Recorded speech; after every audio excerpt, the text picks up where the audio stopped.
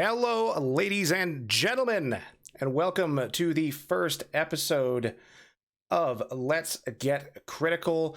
Before we get started here, I want to make a couple of things very clear here. Though I am driving the ship today, this is a new show that Geek Dad and myself have incepted about critical thinking, logical thoughts, and fallacies, news and views on the current topics in the world, and we're going to be having some guests from time to time. So, of course, we have here with us the wonderful, the lovely Geek Dad. Hello. How is everybody doing? How are you, my friend? I'm doing quite well. I'm a little nervous because we've been having this in the works for a while. And, of course, tonight we have with us the ever lovely, the ever wonderful Skelly Click.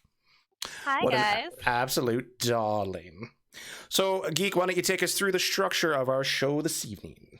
Yes, thank you. And I do want to thank everybody for being here. As BK said, we have been working on this for a number of weeks now.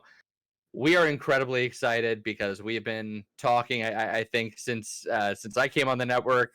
BK and I have, in every single MTAM on Friday, in one vein or another, talked about critical thinking and logic and how important it is and how much we feel we're missing that in society. So that's what this show is about.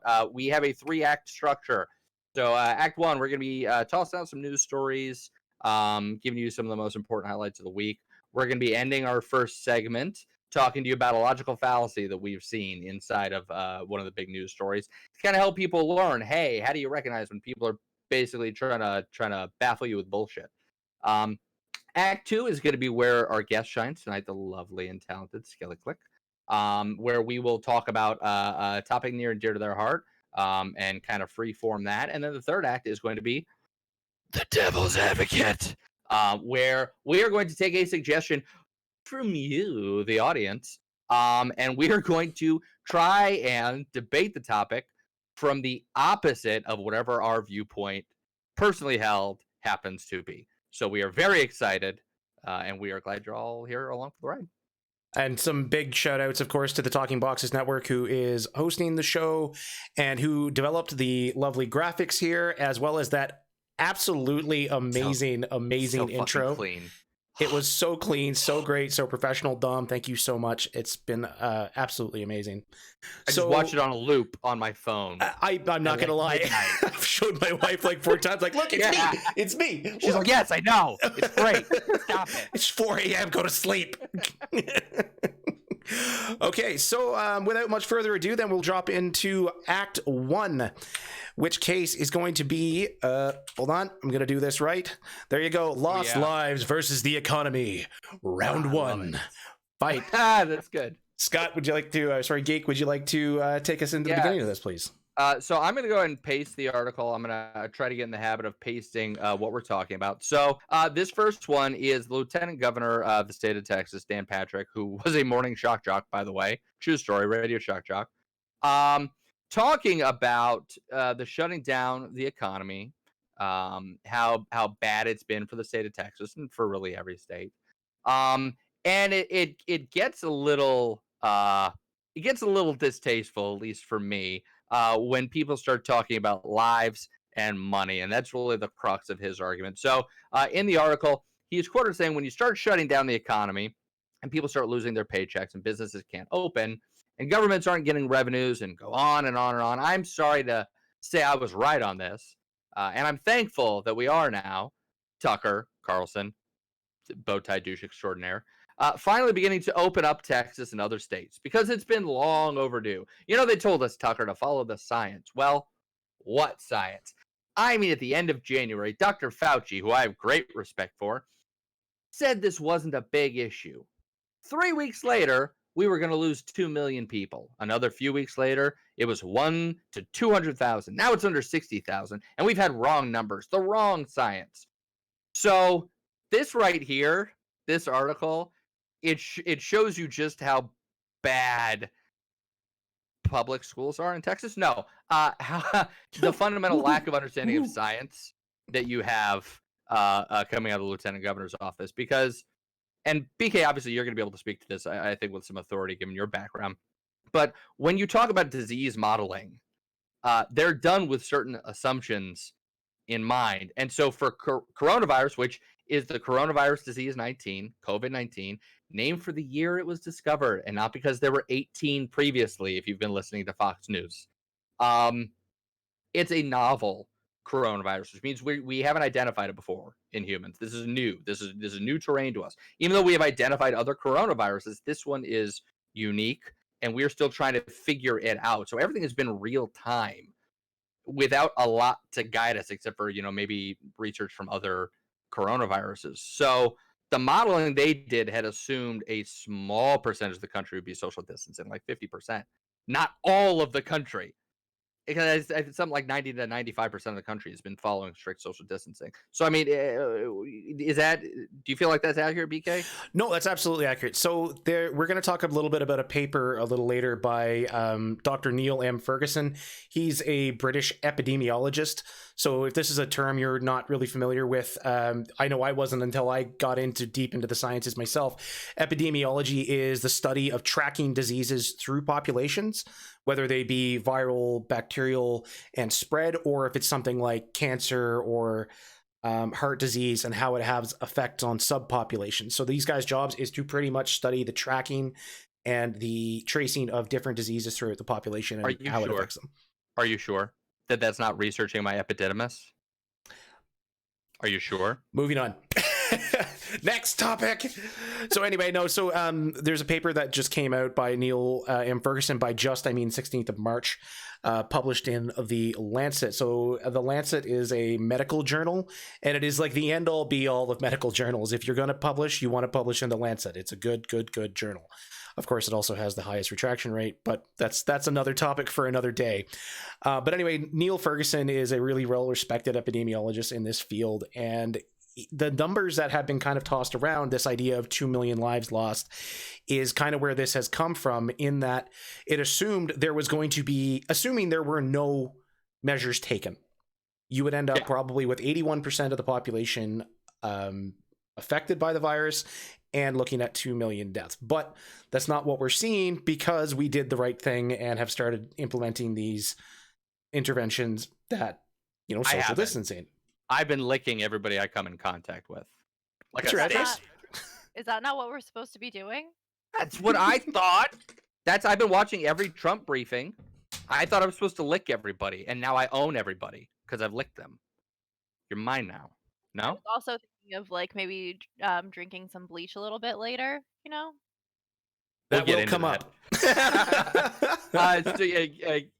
So yeah, no, you're right. We have been socially distancing. Sorry, BK. Yeah, continue. No, that was my point. That's that number, that 2 million that people like to go to. Yeah. Say, well, the numbers are all over the place. You're changing. Like you said, it's a novel virus. It's completely unprecedented.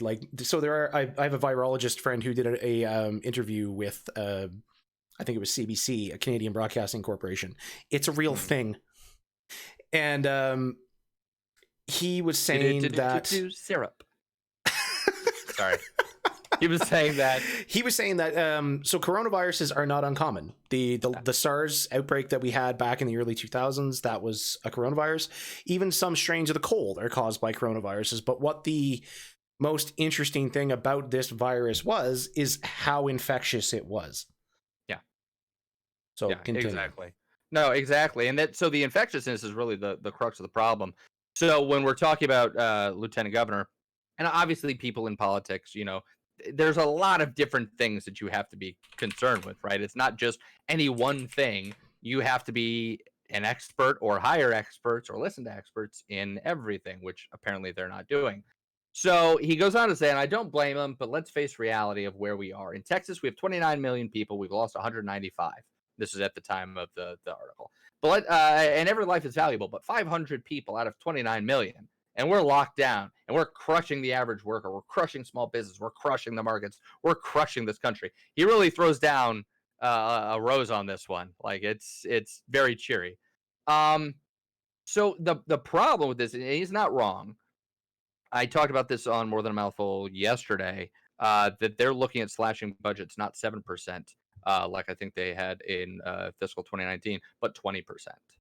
So I mean, you're talking about tripling budget cuts in a state that's like the 10th, 12th largest economy in the world. So it's not insignificant. But when you have a virus that is as contagious as this is, you have to think about the fact that, if it's got 4 day, 5 day time where it can just sit in you, and you have literally, you're just singing songs, running around, having a good old time. And it's like, I'm touching you, you have corona. I'm touching you, you have corona. I'm touching you, you have corona. Nobody knows because you're asymptomatic. uh, it spreads like wildfire. And we've talked about this before, you and I, BK, the R naught, which is how uh, uh, infectious something is. How easily can it spread from one person to multiple people? And the cold is like 1.2, 1.3. This was originally thought to be like 2.2, 2.3, which means for every one person, you're going to spread it to two and somebody's arm, I guess. So if you end things and reopen the economy too quickly, you risk having a gigantic resurgence. And flattening the curve just makes it to where, like, hospitals are still at capacity. You're still going to have people getting sick. You're slowing it down, and you're making that curve shorter rather than what Fauci originally thought in their models. People are bad at thinking exponentially, and this goes to show that. I have an anecdote that I love this. My dad tested me on this when I was a kid.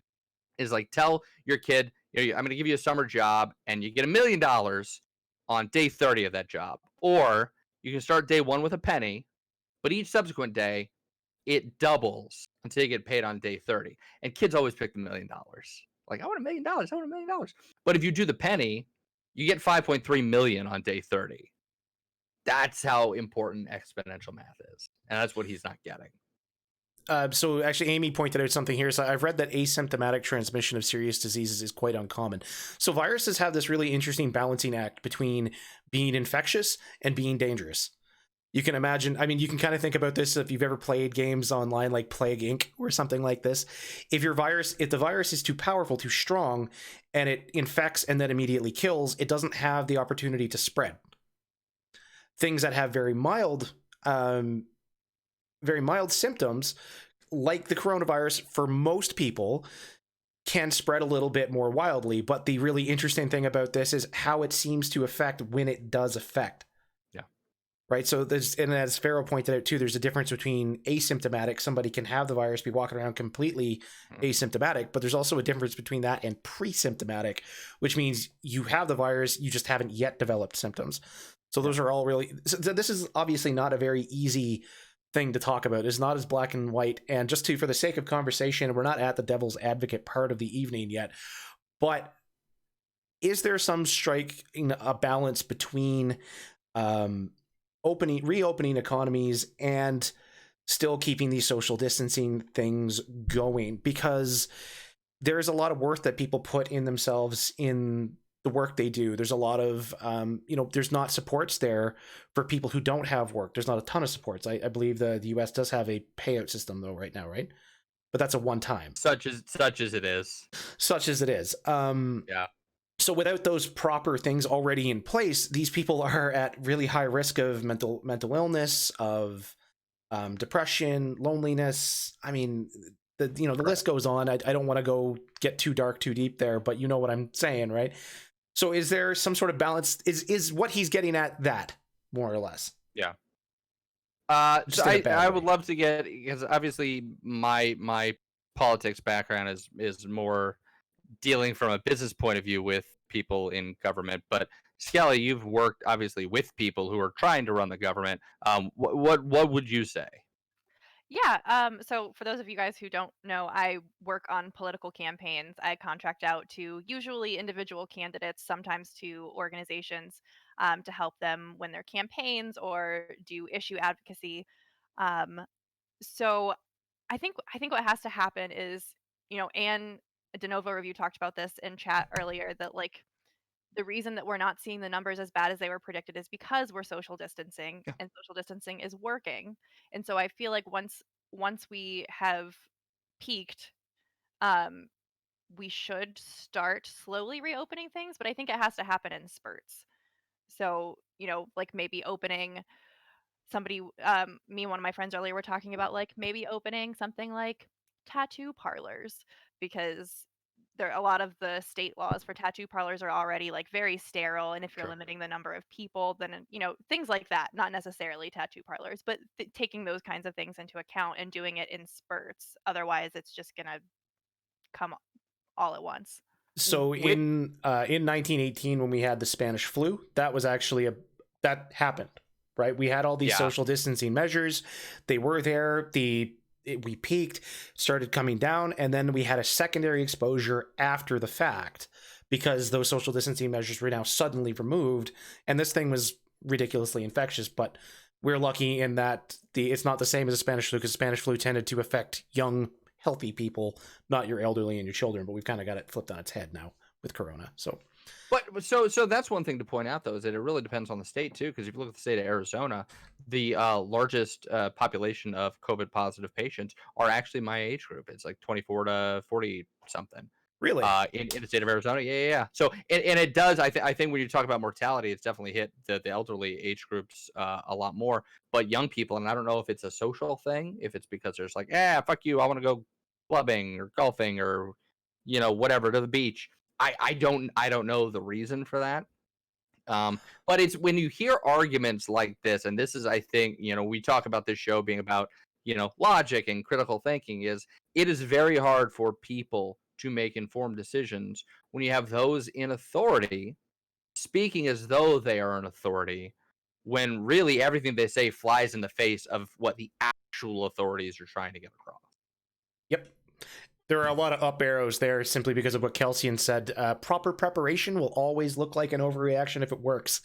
And that is already happening. I love that. Already Yes. happening. People are saying, well, this hasn't been so bad. Well, that's because we did the thing. You can't prove a negative, which is a problem in debates. You cannot prove a negative. The thing didn't happen, so would it have happened? This is not, whether or not the isotope has killed the cat. This is not a thought experiment. This is an actual thing. Schrodinger be damned. Schrodinger be damned.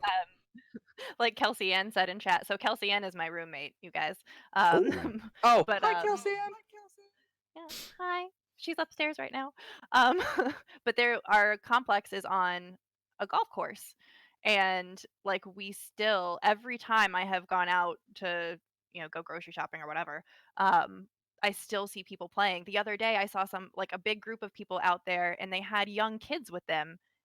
Very obviously not social distancing. I'm not even sure how the golf course is still open because we're under a shelter in place, so I don't know how that's deemed essential. But so I was actually having this talk with somebody the other day. The province of I think it was Saskatchewan is talking about opening. Premier Mo is his name. So those in the chat who don't know, I'm Canadian. I represent the far north. Sorry. I'm sorry about that. Sorry. But I'll tell you all about golf courses. That was a fake about, just so we're clear. Was it, or are you covering? Was it though? We may, Farovax and I have discussed this at length. So yes, Premier Mo has talked about opening the province next week. The Saskatchewan hasn't had a ton of cases. I'm going to pull up the website just to have a look. But one of the things they're going to be opening is golf courses. And I actually don't have too much of a problem with that if it's done right.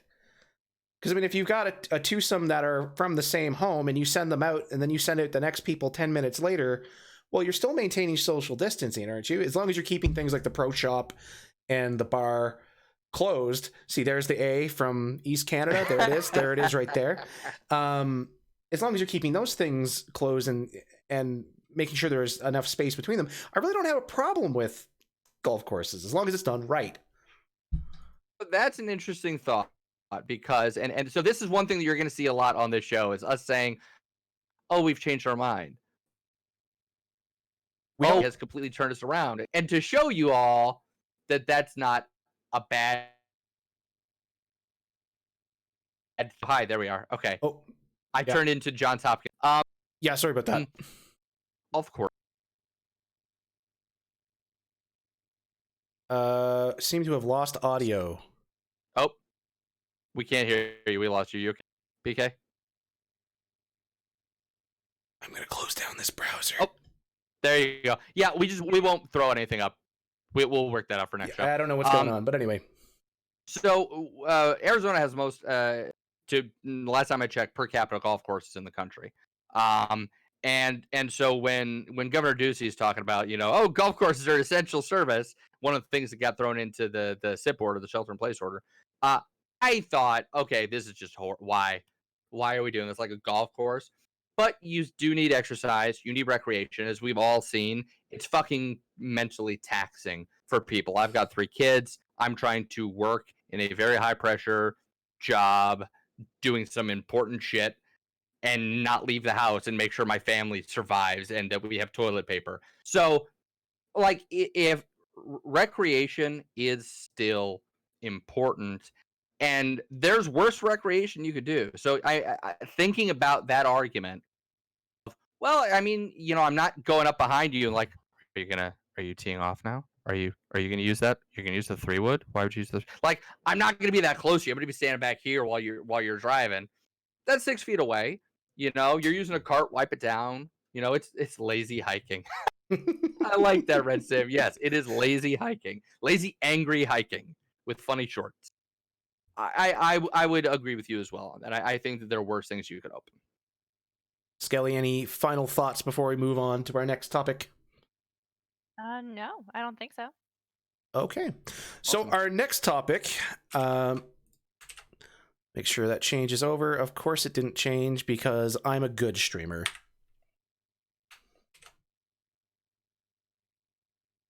Come on. Well, let's take a look. It's weird here. You can go golf some places, but the state parks are all closed. Yeah, and that may have to do with staffing and funding issues too, because a lot of states have they just have no fucking money right now. So I don't know what the reason would be for that, for having them closed down, if it's less control, if it is just staffing.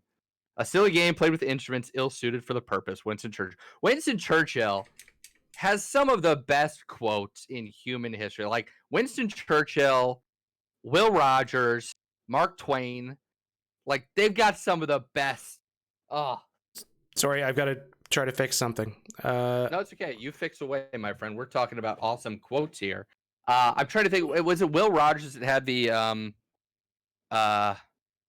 I'm not a member of any organized party. I'm a Democrat. Something like that. I'm paraphrasing, but I think he had something to that effect, which I always love, because as a Democrat, it's the most accurate statement ever. Okay, that is Will Rogers. Okay, I thought so. So the topics are not working for now. That's fine. We'll just move on. Oh, there it is. Now it's working. Hey, I did the TV thing. Duck's gone wild. Flash, yay! No. Against TOS? Okay. That's against TOS, I'm guessing. So, lovely Dr. Mehmet Oz in the last week has decided to put his foot right up his frickin' mouth. And I'm going to be throwing another fake doctor under there as well. He said, well, first, we need our mojo back. Let's start with things that are really critical to the nation, where we think we might be able to open without getting into a lot of trouble. I tell you, schools are a very appetizing opportunity. I just saw a piece in The Lancet arguing that opening of schools may only cost us 2 to 3% in terms of total mortality. And that's any life is a life lost, but to get every child back into a school where they're safely being educated, being fed, and making something out of their lives with a theoretical risk on the backside, it might be a trade-off some folks would consider. We need to get industry back, supply lines. I mean, things that we can do without putting the nation at risk. I hate that. I hate that too. Very much. 2% of kids are fine. They're small anyway. So it'd be a very small percentage as a result, right? Yeah. Yeah. So, children and little people. That's, it's mass-wise. You're not losing that much. Body mass-wise. Biomass, it's fine. So I actually went down and tracked down the article that Dr. Oz was referring to. This is the article we talked about earlier from Dr. Ferguson, the British epidemiologist. And but before you go into it, can you explain why that's important when you're trying to talk with authority about an issue? Why the journal is sounds important, or just in general? Why going out to look at a thing when people say, because we listen to people say that all the Yes. time. I'm reading this Lancet thing. Like, why is it important to do what you did? Because often people, even when they have the appropriate training, if they don't actually go look at it and really, really put some deep thought into it, they can and easily misinterpret that and likely misspeak. So myself and Geek went through the paper earlier today, and we saw that the paper did suggest that distancing through schools by shutting down universities and classes can reduce the amount of ICU beds and total deaths by 2 to 4%. When talking about the small populations, then that's not so bad. But of course, 2 to 3%, nobody wants that for their kids anyway.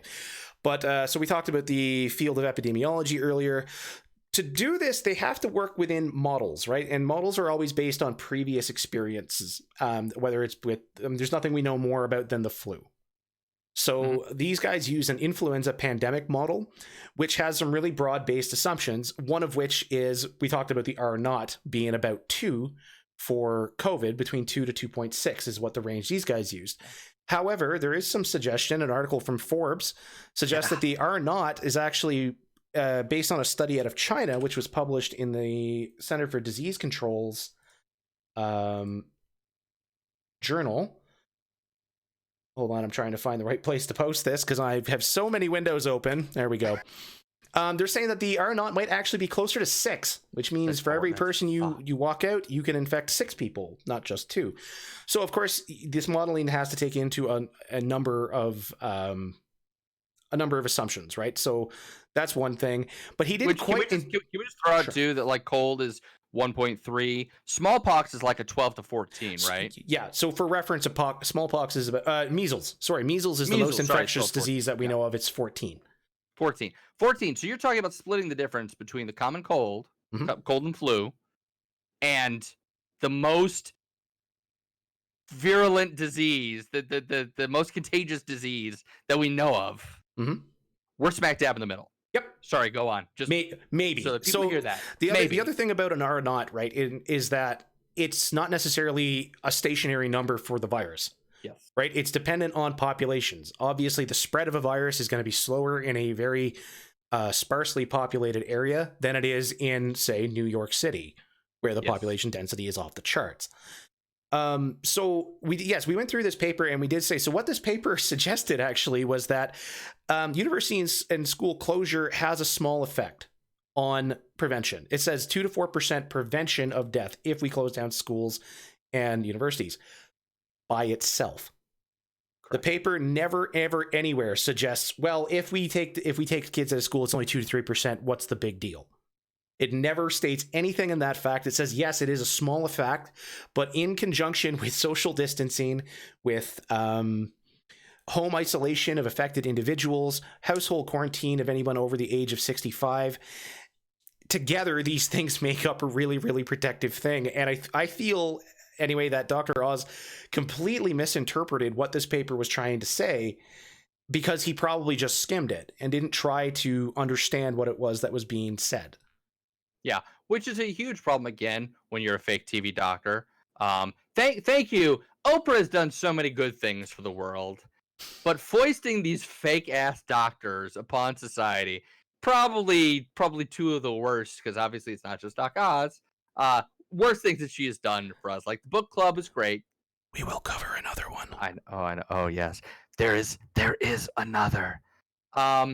So it's hard watching him say this, and we were going to try to play the video, but obviously, for show, we'll figure it out in the future. But I went through and transcribed it word for word because, again, when you're talking about debates, when you're talking about topics, words matter. People gave Bill Clinton shit for the whole definition of the word "is," but when you talk about, like, in my world, legislation, is, might, may, can, will, should. Those words, while they seem innocuous, can change the entire meaning of a piece of legislation. So in this case, getting it accurate, we wanted to make sure to do. And hearing a TV doctor say 2 to 3% mortality because we have another source too that BK found from, now I'm going to check my bias. It's from thereason.com, which is a very libertarian right-wing media outlet. Which I can already tell you I am biased against. But I see what they were saying, and if you want to, BK, you can cover it in more detail once I'm done. But they had a different take that kind of defended Dr. Oz, and my issue with that is I like to take people's arguments at face value, and what he said was 2 to 3% mortality. And if you're a doctor and you're trying to speak with authority, I think you're saying let's reopen the schools because 2 to 3% of the population, which is 6.5 million people in the United States, is fine to lose. That's how I interpret that. So before I continue on, Skelly, do you have any thoughts that you might want to add? I mean, it's just the whole doctors thing. Like, even personal anecdote, my grandma is the only person in my family that I really, really like, other than my sister. And even like talking to her, she swears by the doctors. Everything that they say is law, and there's no way that it is not true. And it's so difficult to talk to the people who watch these things and take their word as just fact. Yeah. And I'm definitely not a fan of how they wield that power that they have. No, I totally agree. Yeah, my mother loves to watch these guys and tell me all about all the things that they've done. And I mean, she's a 70-year-old lady, and God bless her, she's a sweetheart. But like you said, they wield a lot of power. And I mean, doctors have traditionally wielded a lot of power. Now these guys are stepping up on TV, selling things that are. Who's this other one? He's a doctor that sells bullshit on. You know what? Never mind. Forget it. I'll find it out later. He's like a Dr. Oz, but I can't remember his name quite off the top of my head. And anyway, yeah, you're right. They wield so much power, and people trust them so deeply, and now they're just using it to shill their own shit, right? Like, well, that's a fallacy. Joseph Mercola, there it is. Appeal to authority. Yeah. And that's, you've got a logical fallacy that comes from being an authority figure. And that's the issue that we see right now, is that these people are being listened to at the same weight as like a Dr. Fauci, who, if you don't know, has been the guy at every briefing doing one of these things, trying his best when Trump talks not to just, head in desk. He's who's the head of so the hard. head of the National Institute of Allergy and Infectious Diseases, I believe, is Fauci's title. But he's been around for Ebola and for SARS and for every big epidemic we've had for 20, 30 years in this country. So, when these people are held at the same weight and nobody is questioning them, and part of that is the outlet that you're looking at. One thing that we'd like to point out is genuine bias. MSNBC, in its editorial content, does have a left-leaning bias. Fox News, in its news programming, does have, they can say fair and balanced all they want, a right-wing bias. And so you automatically have to take no, what? Hell you say. So you do have to take it with a grain of salt, which is why, and I'd love for you to go into it because I know you found it, the Reason article is so important. So yeah, the Reason article pretty much said, well, Dr. Oz said 2 to 3%. Okay, he did say that. It was the wrong thing to say. He's misinterpreted this article. He said, but I think Geek Dad said this best. It sounded like this article is trying to cover for the fact that he said something wrong. And was saying that, well, if you have 100,000 deaths in Great Britain, because this is what the data was based off of, 2 to 3% of that is only going to be 2 to 3,000 people, where people are making this sound like millions. And he's saying it's an overreaction. But still, I don't know about you guys, but 2 to 3,000 children dead is not exactly something I want weighing on my conscience. No, when we can just have them do distance learning or just take a break for a couple of months. I agree, 2 to 3,000 would be bad in general, but that goes to the point of like that's giving Dr. Oz a lot of credit for climbing inside of his head and knowing what he's thinking. I'm going based off of what he said, which is a 2 to 3% mortality. Yep. So we're going to move on from that actual part, but there's one point that the paper makes that I think is really, really interesting about school closures. And they say that extended absences from school could potentially do more harm than good, because in some cases and in countries, this was seen in the Ebola outbreak in Africa, that keeping children home from school, there was an increased reports of sexual and domestic abuse. Yeah. As well as your lower income families who probably can't afford to keep up with the nutrition of their children when they're at school in a publicly funded system where they're getting a decent amount of food and nutrition in them. And additionally, there's a really good chance that some of these kids will never go back to school after being hauled out for so long, depending on the parental unit that is there. So while it's really tempting to just say, no, absolutely not, we should not be sending kids back to school right now, there is the social aspect to be considering, that some of these kids might actually be worse off at home than they were at school. Yeah, absolutely. And that's, when we look at any issues that cover so many different areas like this does, you have to look at the law of unintended consequences, right? People doing the shelter in place orders to save people. But there is a number that we don't see on Johns Hopkins, which is how many kids are being sexually abused, how many kids are being malnourished, how many spouses that were about to hit the road before they were locked down are now having to stay with their abuser. Those are numbers we don't see. And so we definitely can't make light about, okay, well, let's just leave it shut down forever. Being shut down does good things and does other bad things. It's not as black and white as these people are making it out to be.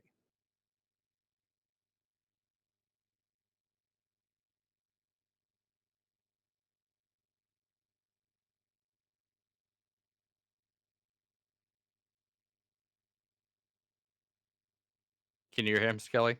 How about now? Hey, now I can. There we go.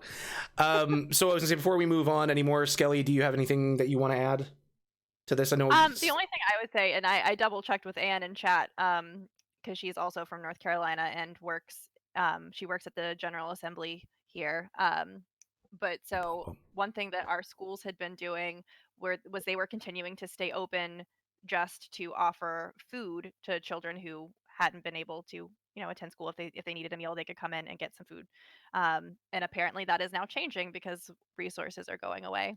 So we won't belabor this too long, but Faravax points out something really interesting. That a lot of the supply chains are actually getting really screwed up at this point, and it's not going to get better anytime soon. Like, I know in Canada, we've got dairy farmers who are literally dumping their milk down the drain because there's no market for it and they can't store it.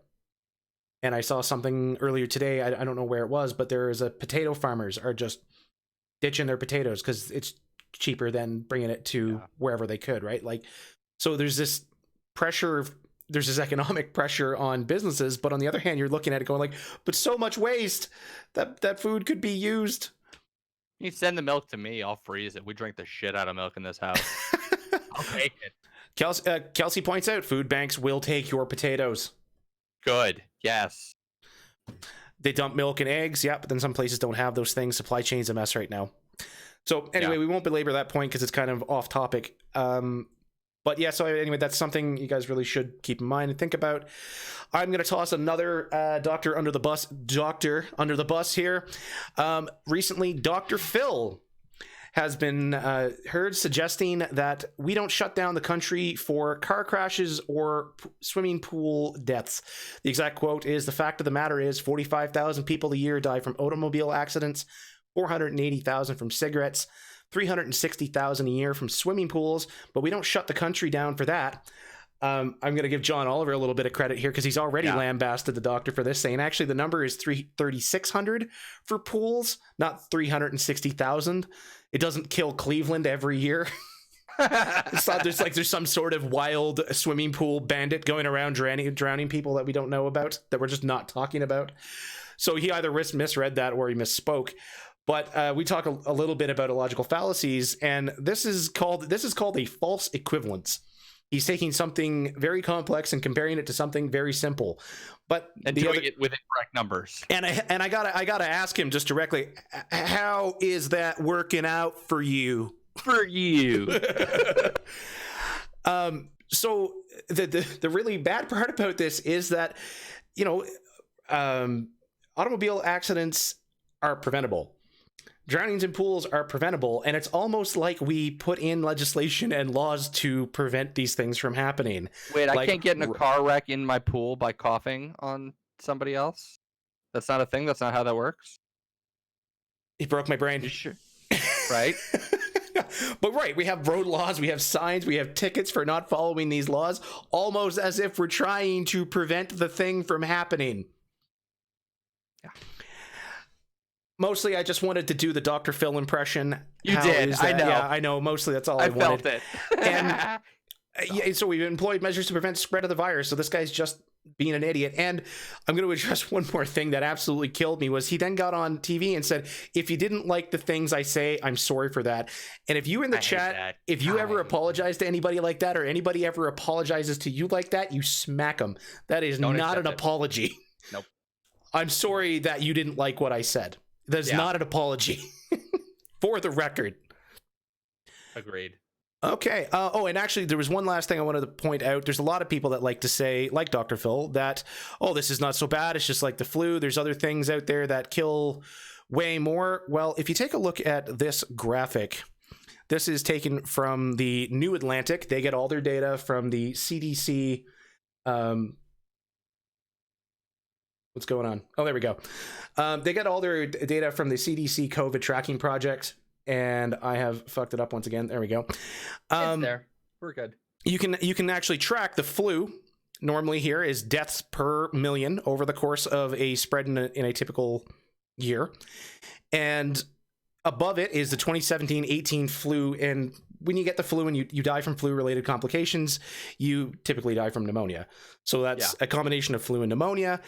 And when you look at COVID-19 compared to car crashes, wham, straight up. So there are more deaths per million caused by COVID-19. It is currently the second leading cause of death in the country, in the US, just right below heart disease. So this is something that needs to be taken really, really, really, really seriously. And you need to be looking at sources like this that come directly from places like the CDC to really understand how these things work. Agreed. Okay. So we have one last article to go over, and this is where we're going to highlight our logical fallacy of the week.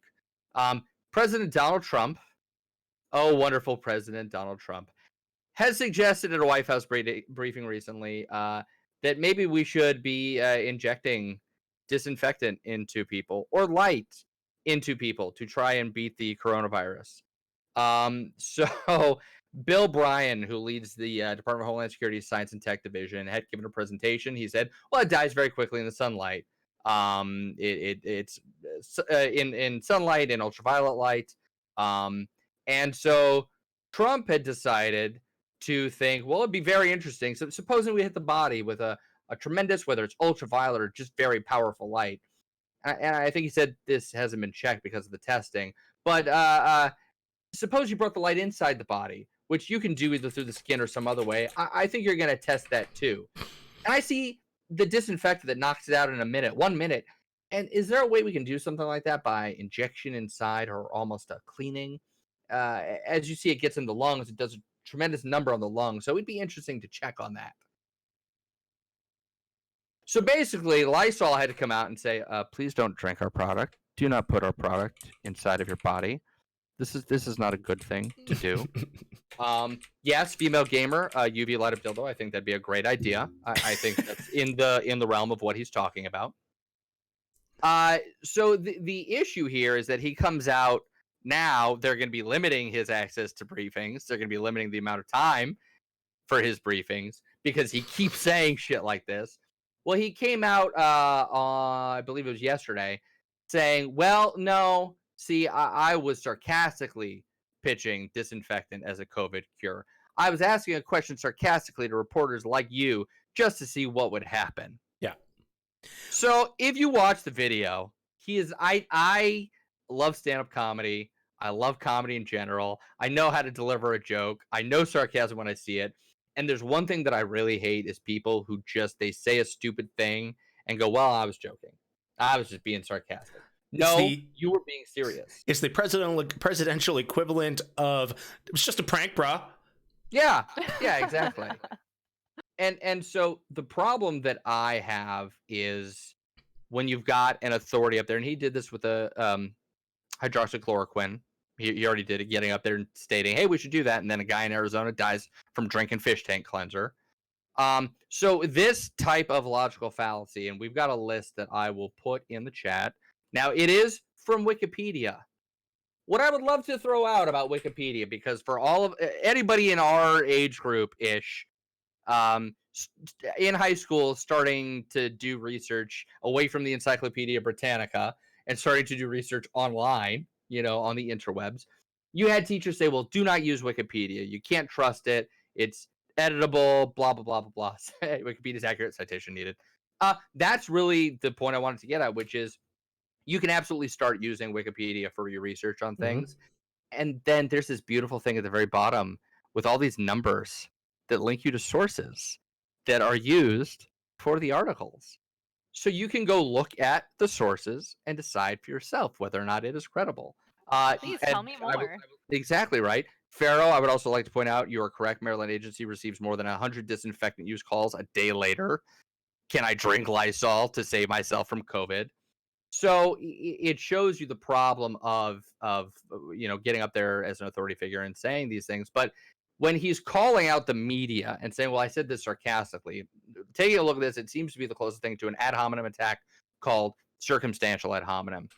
So I'll read what we've got here. It points out that someone is in circumstances, so it's their job, their wealth, property, relations, such that they are disposed to take a particular position. It constitutes an attack on the bias of a source, so in this case, the media. As with other types of ad hominem attack, circumstantial attack could be fallacious or not. It could be fallacious because a disposition to make a certain argument does not make the argument invalid. This overlaps with the genetic fallacy, which is an argument that a claim is incorrect due to its source, which is not the case here. But it also may be a sound argument if the premises are correct and the bias is relevant to the argument. So a good example, a father may tell his daughter not to start smoking because she'll damage her health. And she may point out that he is or was a smoker. This doesn't alter the fact that smoking might cause various diseases. His father's inconsistency is not a proper reason to reject his claim. So he's making a claim about the media. Yeah, the media doesn't like him because he is a dick to the media. All that he does all day is get up on a briefing and say, oh, well, you're all assholes. You're fake news. I don't like your face. You're a woman, so your opinion is invalid, apparently. And your ratings suck. So that right there, ad hominem attacks are usually something about the character of the other person and making an attack that has nothing to do with the argument itself. That's clearly what this is here. So it's a big problem. I hated it. I know BKG, you hated it. When you first heard the Lysol disinfectant thing, Skelly, what was your take from somebody who also works with these yahoos on a daily basis when you're working in that realm? I mean, I'm not shocked No. by any means. What the biggest thing that has bugged me is I've seen so many even on my personal Facebook, and I'm not somebody who necessarily has to have my Facebook be an echo chamber. So I don't generally delete people just because, oh, that person's a Republican or whatever. But I have seen so many people on my Facebook timeline recently talking about injecting UV light and how it works for Lyme disease and so that's been the most severe reaction that I've seen, and it's so disheartening to see people who I thought I respected saying things like that. So we talked a little bit about this on More Than a Mouthful last night, and I got the stare down from Geek at the time, and it was very, very funny. But I know when I first heard this, I was a little miffed because a lot of media outlets are saying Donald Trump has endorsed drinking bleach to cure COVID. And when you listen to the actual thing that he said, correct, he asked a question to his scientific advisor. It was a stupid question. It's a question from somebody who is completely ignorant of chemistry, biology, medicine, and how it works. So I was a little miffed at first, but the more we talked about it, the more we have to remember that this is the president of the United States. This is not just some guy. And that when he says things, there are consequences for that. He just has to say chloroquine is a good drug, and people will take that at face value. And I think there was a reporter this week who pointed out to Trump that there are people who are saying, there are constituents of hers or constituents saying, well, if the president had taken this more seriously, I probably would have too. If the president wore a mask during his briefings, I'd probably wear a mask too. So there is a lot of trust there that is there, you know? Yeah. So I don't like Donald Trump at all. I think he's dangerous for our country. I think he's dangerous for the future of this republic. But I do have to say, you're right. Yeah, I mean, he made a stupid question. It was a stupid suggestion, but he was doing it like a, hey, can we look into this? This is something I think we're going to look into, right? Yeah. And while it's dumb, he wasn't telling people to go out and do it. But he should realize, as president, your most powerful tool is the bully pulpit. And Yes, that is and what he has. just like Robert just said in chat, a live press conference is not a place to be asking hypothetical questions like that. Correct. Exactly. Yep. You want to do that in the Oval, like, do it. You want to do it in the sit room, do it. You don't do it in front of reporters that already hate you and are going to, they might spin it to make you look stupid, but you kind of do that yourself when you wake up in the morning. And a very scared public who just want to do whatever they can to do right by themselves and their family and their friends. So before we move on, every week Today, Junior. Every week we will be doing, or every episode we will be doing, a logical fallacy of the week. This week's is obviously the circumstantial ad hominem. So, Geek, could you walk us through one more time what the circumstantial ad hominem is, why it's effective, and why it's stupid? Yes. So like I read, so like I read before, it's pointing out basically if you're in a certain circumstance, you're going to take a particular position no matter what. So in this case, you've got the media who he already believes is biased against him. So of course, I'm going to say something to get you to question or attack me. And it's putting the onus on the media for being biased and saying that source is biased when the media is not. They were reporting what he said, but it's been effective for him in the past. If you look at Donald Trump, I'd be willing to bet you anytime we have Donald Trump on here as our logical fallacy of the week example, it's going to be an ad hominem attack of some kind or another, because that's what he does. He likes to say why you're stupid and bad and the bad guy and he's the best. I've got the best words. I've got the best experts. I've got the best everything. That's his shtick. So that's ad hominem. Gotta love it. Gotta love it. So now we're on to Act 2 of our show. It is the portion of the show where Geek and I actually shut the hell up and let our guests do some talking for a while. Today we have, of course, Skelly. Click on Skelly has a master's degree in environmental law. Is that correct? I almost did. Okay. I did not quite finish it, but yes. She saved the money. Good for you. Barely. One of my bachelor's degrees is in environmental studies, and almost completed a master's in environmental law and policy. So what I would like to talk about today is actually the issue that first got me involved in issue advocacy and then into politics in general. So it's hydraulic fracturing, more commonly referred to as fracking. What the frack? What the frack? So, for those of you who do not know what fracking is, it's a drilling process that combines both vertical and horizontal drilling in order to access natural gas reserves that are in shale deposits underground. Um, so, basically, you take fracking fluids, which are mostly water, but also a lot of chemicals, and then usually a proppant like sand or ceramic beads, something like that. And so they blast that into the ground. It causes fissures in the shale deposits, and as that gas is escaping, we capture it, use it as natural gas for energy. Skelly, can I ask a question for clarification? So what is the difficulty of shale deposits then? Why can't we just drill straight down to get it? Why is it that we have to use fracking? That is actually a good question. I'm not sure why it You sound surprised. Yeah. I like very often get questions from friends about fracking because it's kind of my thing, and I actually am not sure of the answer to that. I'd be curious is to if it's, when actual drilling can't happen, doesn't happen, whatever, if this is just like let's get the little bit left out of the, out of the ground that we can. If this is a final wringing of the washcloth, so to speak, like getting out every little bit. I wonder if that's why.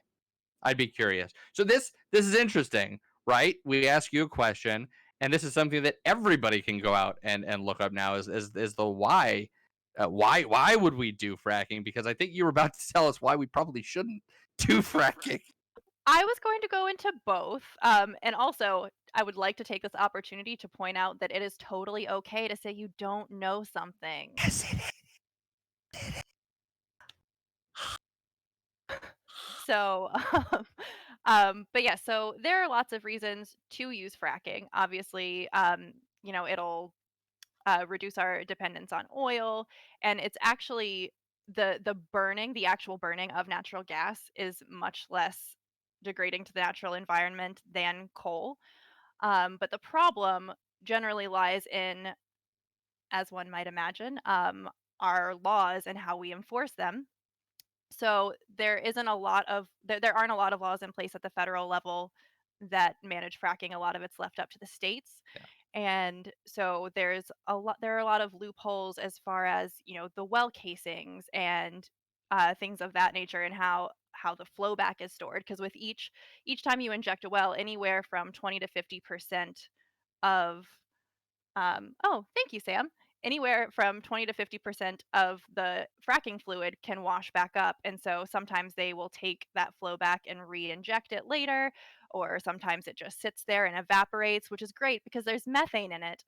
So even though the physical burning of the natural gas is a lot less detrimental to the environment than, say, burning coal, the overall process is a lot worse Yeah. unless we were to really increase the way that it's regulated and enforce it. And how is that typically? Is it just what we've seen in the YouTube videos of people lighting their faucet water on fire, or are there other examples of this that we've seen? Because it's a neat but sad trick. It looks cool on YouTube until you Yeah. realize people are trying to drink and cook with that. Yeah, so a lot of places that or a lot of things that I've seen where they do fracking, if they don't have laws regulating how the flowback is stored, like I've seen pictures of just like a hole that's dug and then there's a tarp put over it and that's where they put the water. So it leaches into the ground, into the groundwater, it evaporates into the air, and that's when you get, people's wells being polluted and people being able to just light their faucet water on fire. And also, side note, if anybody is interested in fracking and wants to learn more about it, there's a really good documentary called Gasland by Josh Yes. Fox. He's somebody who lives in, I believe, Pennsylvania, and he was contacted about leasing some of his land for the purpose of fracking. And at the time, he didn't know what it was, so he started researching it and videotaped everything that he found and went to places where they had already been doing fracking and met these people who can light their water on fire, and they have some amazing stories. So So, yeah, go I'll ahead, pause BK. real quick for questions. Oh yeah, like RuPaul does. Yeah, apparently RuPaul has a fracking ranch, but we won't go Yes. there. Wait, is that true? Yes. Yeah, I believe he's married to a rancher who owns a large acreage, and they rent it out for Interesting. Okay. recovery. That's what I've read as well. So my question, Skelly, was there's a lot of articles that I see out there that I'm not sure are conjecture or what about the effects of fracking on seismic activity. Is that I know a little bit less about. The last time I had researched that aspect of it, there weren't any definitive yes or no's on to what extent seismic activity can be caused by fracking. Mhm. So I'm not sure about that. The last thing I read was that it wasn't conclusive. Yeah, there's been anecdotal reports. I mean, you'll hear from Yeah. communities where they will say, "I'm feeling tremors." The house, it has these little micro quakes that'll hit. I know I've heard it anecdotally. Mhm. Um, you know, I this is one of those things where it's tough. Like, this is a show we're talking about critical thinking. We're talking about sourcing. And while I would love to see a study, when my wife gives me shit for this because I say this all the time because it's something that doctors often say, which is when you hear hoofbeats, you think horses, not zebras. I love that phrase. And I use it all the time because it's basically a way of saying, like, keep it simple, stupid. Don't overcomplicate it. You hear a hoofbeat, it's not going to be a fucking zebra. We're not in Africa. It's probably going to be a horse. Like, look for the horse first. Could it be a zebra? Yeah, long odds, though. So with something like this, like, could it be something else that's causing what these people are feeling in their homes? Yeah. But there's a lot of fracking going on where people are taking high-pressure amounts of bullshit and shooting them into the shale. I have a feeling that's probably a horse. Just throwing that out there. I actually wonder in, like, sub-Saharan Africa, is the phrase when you hear hoofbeats, think zebras, not horses? It better be. It had better be. Yes. So, Ducky, you go to Africa. If you want it to be a zebra, Zimbabwe is calling. That's also a good point. I guess in Canada, we would say if you hear hoofbeats, think moose, not horse. Do you have more mooses? Oh, God, yes. Mooses than people? Than people, probably not. Is the plural of moose? Yes. No, it's meese. It should be meese. It should be meese. It should be meese, yeah. So that's pretty bad when it comes to, because climate change obviously is a big thing right now. So what part of climate change would you say? Because that's one thing that we hear all the time is it's not, carbon is bad, methane is worse. Methane is a lot worse. Yeah. And so can you talk about that a little? Yeah, so methane is I think it's like 4 times as detrimental to the environment as carbon dioxide. And that is what they're capturing as it's escaping is methane. And so if they're not capturing it appropriately, then that's leaking into the air. There'll be methane still in the flow back. So if that's not stored properly, again, it leaches into the groundwater. So again, the process ends up being a lot more detrimental than coal, which is insane. Is the methane just via its danger to the environment? Is that via its greenhouse capability? Yeah. So it's like 4 times more bad of a greenhouse gas than, say, CO2? Correct. I think it was 4 times. I would have to double check on that. Well, we'll call it about 4 times just to wave our hands a little bit. See, and we're saying we're telling you it's not an exact number. We think it's about that number. So take that for it's somewhere around that number. And one other thing, if I have a little bit more time, one other thing that I would like to point out. Absolutely. So I mentioned that the fracking fluid they use, it is mostly water, but a lot of that is chemicals. And so the problem that we run into with fracking in America is that we have a thing called the Safe Drinking Water Act, which, as the name would suggest, regulates drinking water and keeping it safe, ideally. But there's a thing that was added into the Safe Drinking Water Act via the Energy Policy Act of 2005 that's referred to as the Halliburton loophole. Halliburton being one of the very large oil and gas companies, that basically says that because the formula for fracking fluid is considered proprietary, they don't have to release what they're putting into the fracking fluid. That's insane. So it they use a lot of carcinogens, things like that. So not only are people being exposed to methane, but they're also being exposed to all of these carcinogens and various other of who knows what. That's horrible. That's fun. That's exciting. So that makes me feel good. I'm going to take a little bit of a turn here, and I'm going to ask both of you, because you're a little bit more politically savvy than poor science man over here. So given the situation that we're in right now with COVID-19, obviously being the hot topic of the, last 2 months? How long has it been? 5 years. It's been 5 years. It certainly feels like 5 years. We're seeing like huge reductions in price for oil. Like in Canada right now, in Alberta, I think our price for oil is negative 30 cents. It costs more to store it than it does to Correct.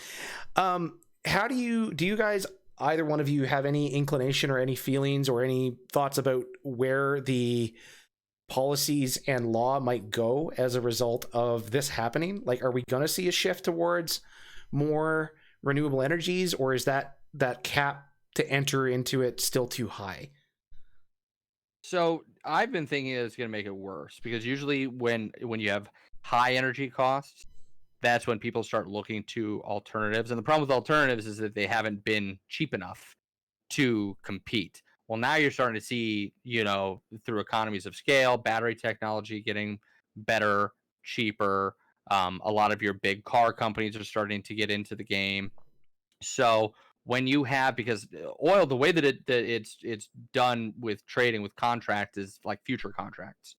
So the contract, I think it was for the month of April, is the one where it was trading negative as far as barrels of oil, which has not happened like since they started the index for this. It's in 83, I think. So when you've got oil so cheap that they're going to have to start like dumping it somewhere, actually purposefully dumping it, not like, a rig explodes or a ship runs around.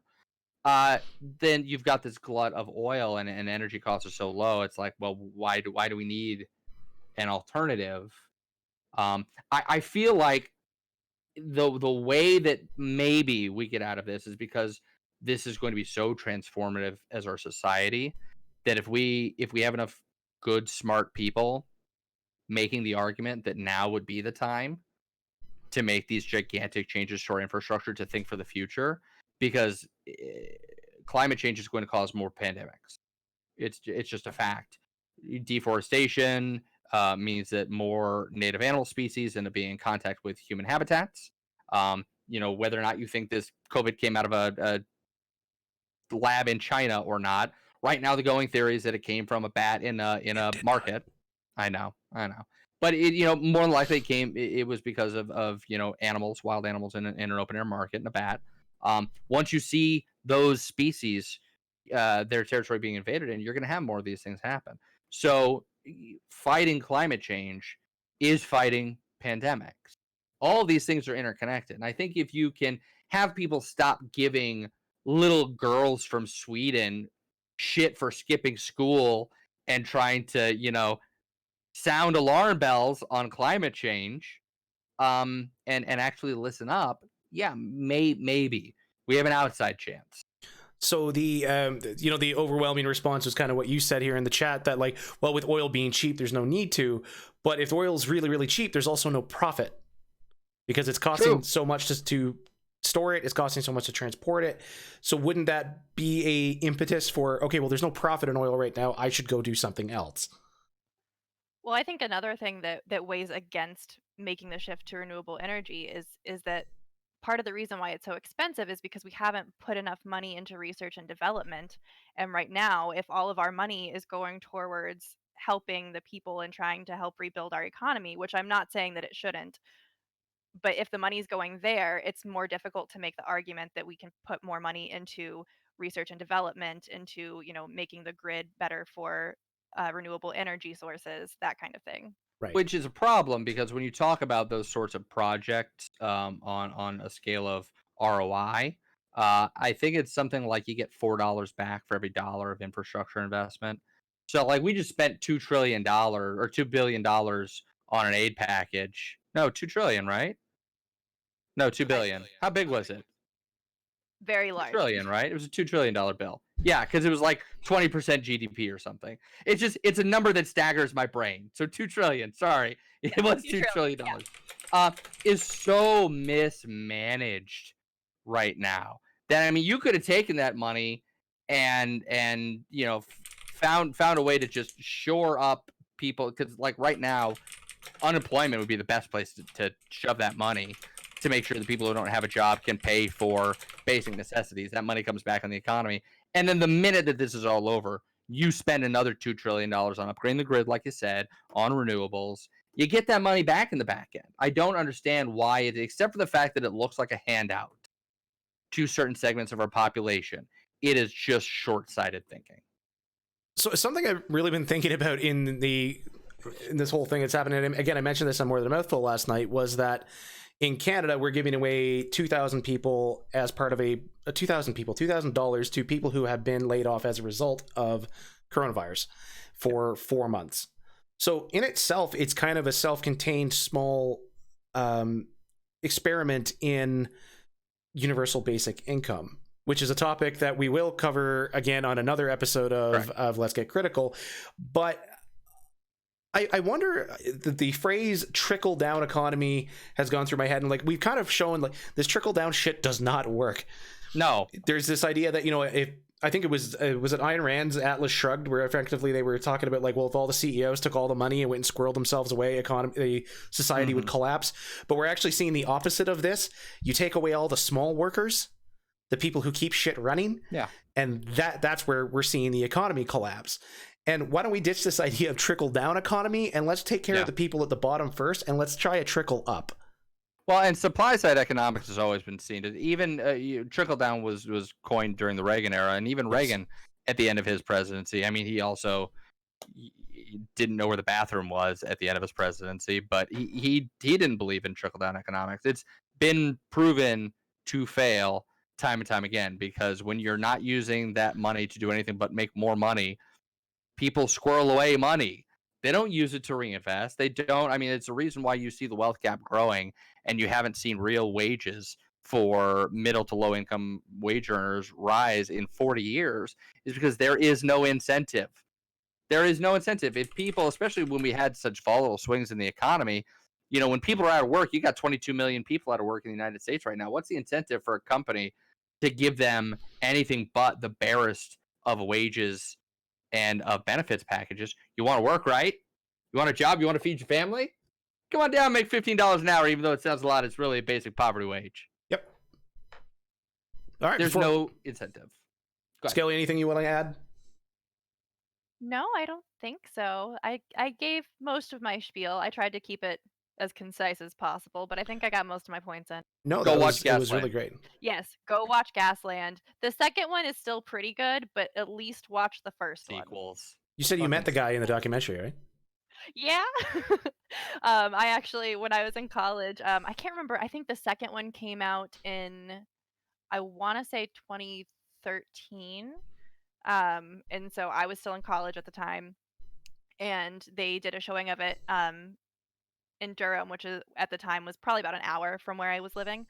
So me and one of my friends drove down there for a screening, and there was a Q&A with the guy Josh Fox afterwards. And then after the Q&A, he was like out in the lobby meeting people, and so I have a picture of me with him holding like a no fracking sign. Nice. That's awesome. And as Amy said in chat, Gasland is free on Vudu and Tubi right now. Go check it out.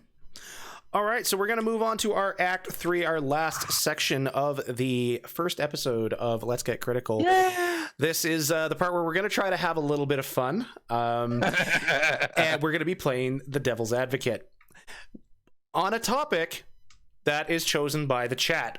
So we want you guys to make some suggestions on topics that we could be taking the Devil's Advocate on. Do we want Skelly to pick from the chat? I think Skelly. I think our guest picks. Yep. Okay. So throw out suggestions.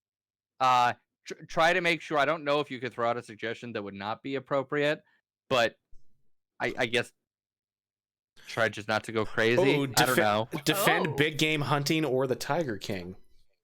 Oh, interesting. Okay. I would actually like to take the pro big game hunting if I could. Yeah, I think big game hunting. Yeah. Let's go with that one. Sorry, Pharaoh. Oh, I do like that topic, I like that one too, though. Fuck. You can choose that one if you want. I really like it. So how about this? How about you take one and I take the other? You take the opposite side on game hunting, and I'll do a quick spiel on GMOs. Let's do it. You want to do that? Okay, sure. So where do we start, Skelly? Which one we starting with? Let's start with you, BK. Start with me? Talk about big game hunting. Okay. So I'm going to go pro big game hunting, specifically because in places like sub-Saharan Africa, it works. You can identify animals that are dangerous to the packs, like rhinos who are old and are not fertile anymore, but have grown violent, or are actually like sexually assaulting other rhinos and hurting them, killing them. And you can put a bounty on this thing's head. A hunter can go out and pay $30 million to kill this thing, and you can use that money for conservation of the place that you're looking on. I believe like on the Serengeti, they've looked at restoring a lot of the elephant populations as a direct result of big game hunting. Now, when we say rhinos, we don't mean Republicans in name only, correct? You mean the actual horned animal? We mean the horny animal, yes. The horny animal, okay. Yes. Yeah. Don't talk about me that way. I'm right here. So you're saying, you know, from a conservation standpoint, Yes. that big game hunting is actually positive. Yes. Okay, it's not positive for the animals that get killed. No, but it's, if you're looking at it from a population point of view rather than an individualistic point of view, getting rid of that one animal that is causing issues, and at the bigger picture, it just makes more sense. You know what argument you're making right now? You're making the Will Shatner argument. No, no, not Will Shatner. The Leonard Nimoy argument. The needs of the many outweigh the needs of the few or the one. God, I love that line. God, I love that line so much. I know, it's so good. It's so good. So what do we think, chat? Oh, DeNova would like to know, what is your actual opinion on big game hunting? You did a great job if you disagree with the stance. I guess I've kind of violated the rule here because I don't like the idea of shooting animals for sport. I really don't like that idea, but I do understand the usefulness of a big game hunting in animal reserves, right? Like I'm pretty confident that there's an Adam Hanover episode. Adam Hanover, is that right? Adam Conover. Adam ruins everything. Conover. Adam ruins everything. I believe there is an episode of that where he goes into this and goes in with the view that this is bullshit. Big game hunting is terrible. And comes out the other side going like, ugh, maybe not. The difference between a careful decision versus trophy hunting. Yes. And that would be my line in the sand for the whole thing, where it's as long as it's a carefully regulated hunt, not poaching. Yeah, absolutely. And hunting has a place, you know, not just, and I'm taking the devil's advocate too, is when you talk about hunting in general, you brought up a great point about helping with rogue elements inside of a population, a rhino that's, you know, too aggressive, etc. But you see that with invasive species that are not native to areas where countries will give a bounty to actually kill certain animals because of how dangerous they are to the population. It's funny, people talk about dangerous animals. You know what animal kills more people in the United States every year than any other? Bet you can't guess. Chat, see if you can guess. Humans. I'm curious if anybody knows. The most deadly animal. Men, Humans. cows, Yeah. humans, hippos, deer. Yeah. Deer are more responsible for deaths in the United States than any other animal. And I mean, yeah, it's due to car accidents of them standing there. Yes. Like that. That was my deer impression. What was that? That was really good though. Can we do it again? Yeah, that was great. Because you gotta you're clip clopping along and you just. Have you guys ever watched Futurama? Oh yeah. You know the episode where the two clones are arguing? Yes. I think your 7-cent titanium tax goes too far. Well, I think your 7-cent titanium tax doesn't go too far enough. Like, I think that's how this ended up here. It's like, hey, BK, are you actually on the devil's advocate side? I'm like, kind of. Yeah. on this one, like, I don't like the idea of hunting, but I also know that's my bias because of how I was raised, and I'm lucky enough to be able to get my meat from a Fry's, Kroger, whatever you guys have it. Can you buy meat at Tim Hortons? Is that a thing? I guess, if you can call it that. Bacon on a donut? So yeah, I buy that. So for mine, for the GMOs are dangerous. GMOs are absolutely not dangerous. As a matter of fact, GMOs are the reason that an entire country of 1 billion people is still alive. So how many of you are familiar with a man by the name of Norman Borlaug? Not at all. Anybody in chat? Nope. Crazy name. Weird name. Guy is credited with saving over 1 billion lives. And the reason why is because wheat, the problem with wheat and growing it for large yields is that it becomes very heavy and the stock can't support the weight, so it would collapse under its own weight. Mm-hmm. And so Norman Borlaug invented dwarf wheat. It was a way of growing large yields with a stock that could actually survive the weight of the wheat. And it was literally credited with saving 1 billion lives, and it is a it's Balrog, yeah, different person. He was awarded the Nobel Prize, and he was credited with saving 1 billion lives because of a genetically modified food. So when you talk about it, you have to talk about nuance, right? Do farm fish taste great? That's a matter of opinion. But is it better to genetically modify fish to be able to resist lice in a farm and then be able to grow enough fish to feed an entire community? Like you really have to think about the opposite side of the argument and how easy it is to not to say I'm not going to buy this genetically modified food when you're hungry. Very, very, very easy to say I don't want a GMO when you're not starving. And so in a country like India that has 1 billion people, like they wouldn't have survived without genetically modified foods. So to quote the thing from Futurama, I agree with everything he just said, but I'm going to take the opposite.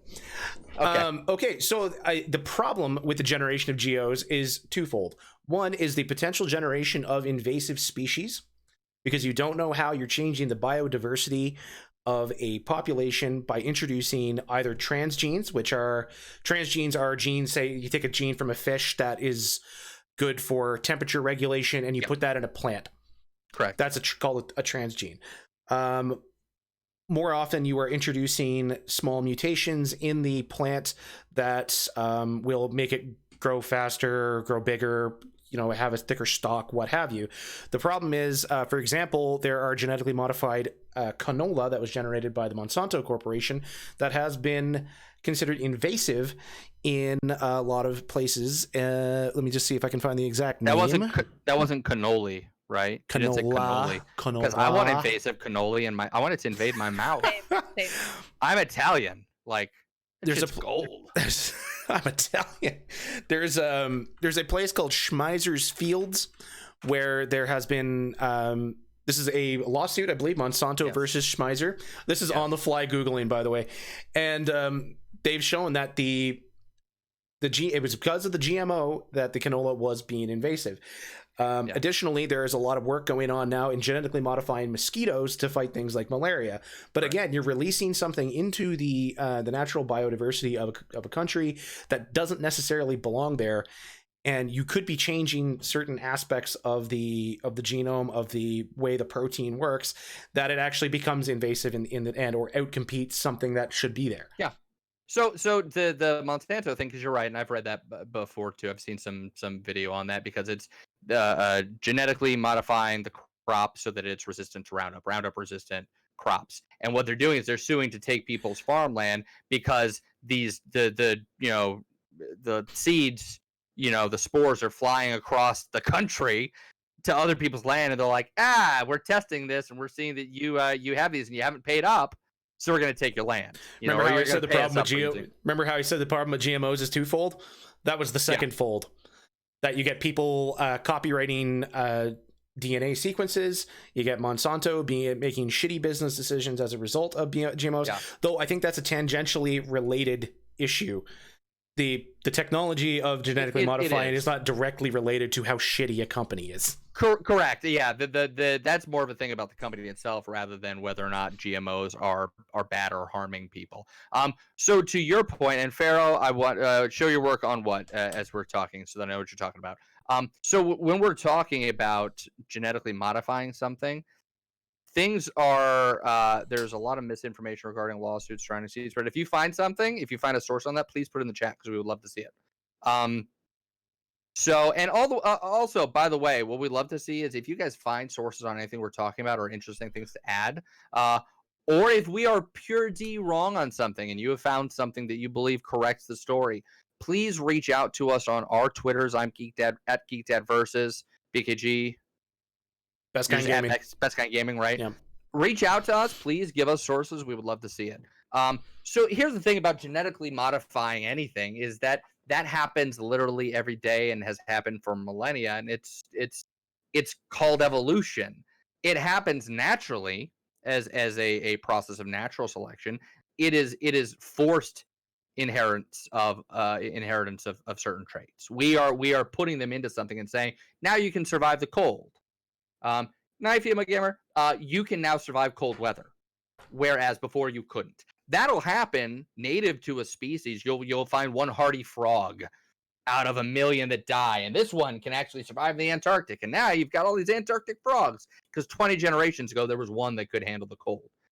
So, unfortunately, we are fucking things up so much by having a population that is rapidly going to outstrip the carrying capacity of the planet Earth to feed us and support us, that we're having to say, you know what? We need to roll the dice on some of these things and test them. The mosquito one is a great example because the guy who's trying to do that with the mosquito population has been going around asking communities, hey, we can do this. We don't know. There could be some bad consequences, but malaria is a bad consequence of mosquitoes. Would you like for us to do this? Which I believe is a good way to do it. Like, let's say that it's not going to be perfect. Let's give people all of the facts, and let's see some practical application, and then know whether or not it's bad or good. But for the most part, when you look at genetically modifying things, and we say GMOs, typically we're talking about like food crops, things that people will ingest and consume, is that it's very easy to not eat a GMO when you are in a developed country and getting a paycheck. So, Skelly, do you have anything you want to add? Because I'm gonna go off. So. No, you guys He's gonna go off. Oh shit! I got. Remember, Okay. I'm playing He's ready. devil's advocate. Give him fucker. the hands. Give him the. Why yada. So first off, I want to address something Amy said. She said DNA is actually not patentable anymore because of a lawsuit versus Myriad Genetics. Myriad Genetics were the guys that discovered the breast cancer gene called BRCA1 or BRCA1. This is why I think it was Angelina Jolie, I think, had her breast left. Is that right? There was an actress a while ago who tested positive for BRCA1 and had a double mastectomy as a result. Yeah, so that's like the famous preventative. Yeah, completely Correct. prophylactical. But Amy, I'm pretty sure that they still own the rights to the BRCA1 test, don't they? But what I'm going to go off here is that you're talking about a slow natural evolution of a plant versus a very sudden genetic change, which are often induced by radiation. You irradiate plants until they get the qualities that you want in them to induce mutations in the DNA. So that actually, I think that poses a worse danger than compare. I think it's comparing really big apples to radioactive oranges when you're saying a slow evolution compared to a sudden radioactive change, which is not being particularly selective except for what you call a phenotype or bigger plant.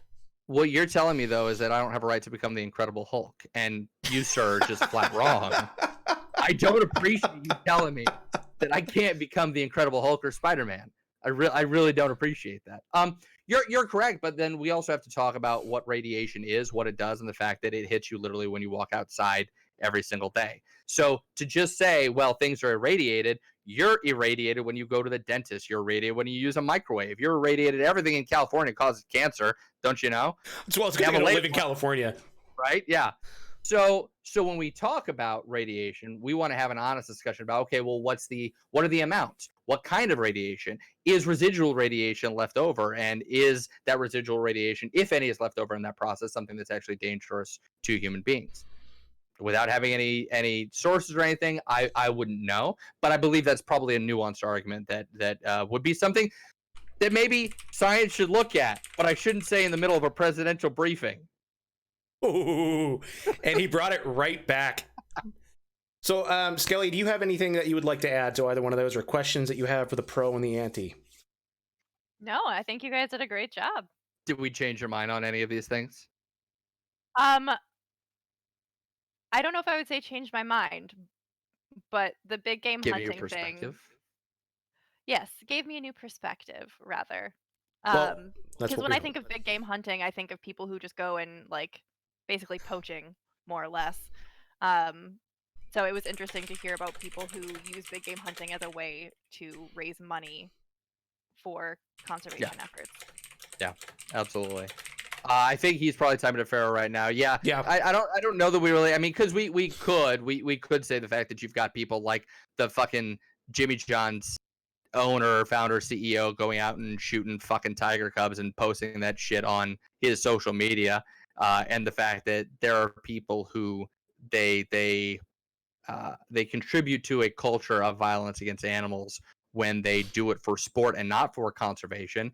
Conservation is just basically a silver lining. It's looking at a shitty situation saying, hey, at least we get more rhinos. But there's still people who go out there because they want to prove that their dick is big enough to shoot at the end of its life, elephant that's standing in front of them 2 feet away and be like, bagged the big one, didn't I? It's disappointing. If their dick measuring helps the conservation of the elephants at the end, I don't really give a shit how big they think their dick is. There you go. I'm not going to talk about how big my dick is, but I'm not shooting any elephants. We're going to save that for more than a mouthful next Friday. I see what you did there. How fitting. So guys, we are going to start wrapping up the first episode of Let's Get Critical. We really hope you guys have enjoyed what we're doing. This was our first shot at taking our first shot at it, especially on the devil's advocate side of things. But we've got our hour-and-a-half slot, and I think we're going to call it quits for now. So can we get a big round of applause for the lovely Skelly Click? Yes. Thank you for your expertise. Again, thank you to Dom and Talking Boxes Network for hosting the show, for all the lovely graphics, for the wonderful, wonderful intro. And in fact, I'm going to play it again as we leave. So guys, any of the discussion topics that we had tonight, we're going to take all the links that we had, put them in a document, and dump it into the Discord. If I don't know if the Discord bot is going to work. It is. Look at that. So if you're not already in the Discord, there is a Let's Get Critical part under the show. If you have any questions about things we talked about, any topics that you would like us to address in future episodes, ideas for guests, or just want to chat to us in general, you can find us all there at the Let's Get Critical in the Talking Boxes Network Discord. After the show, we're going to go hang out in the chat. If anybody else wants to come in and hang out for a bit, I believe Skelly might have to go, but Geek Dad and I will be around for a bit. And let's get some socials, I guess. So I'm at Best Kind Gaming on Twitter and on Twitch. Skelly? I am Skelly Twitch on Twitter and Instagram. SkellyClick803 on Twitch. And I'm Geek Dad Versus on the Twitters and the Snapchats. Geek Dad Versus the World everywhere else. Okay. And I just want to say too, this was something that we've been working on for quite a while. And thank yous go all around to everybody, but most of all to all of you that showed up. This was a surprisingly awesome turnout for our first show of something that when you hear critical thinking, yeah, that's what I want to do with my Saturday. But y'all came out and we're really appreciative of your support. If you'd like to continue supporting us on the Talking Boxes Network, please check out all the awesome shows that we have. Please come back next week. Tell people about the show. We would love to see more people enjoying logic and critical thinking and debate. So thank you guys.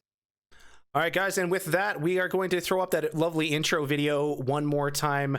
Once again, we are Let's Get Critical, and we will see you again when we make up the next show. All right, guys, take care. Bye, everybody.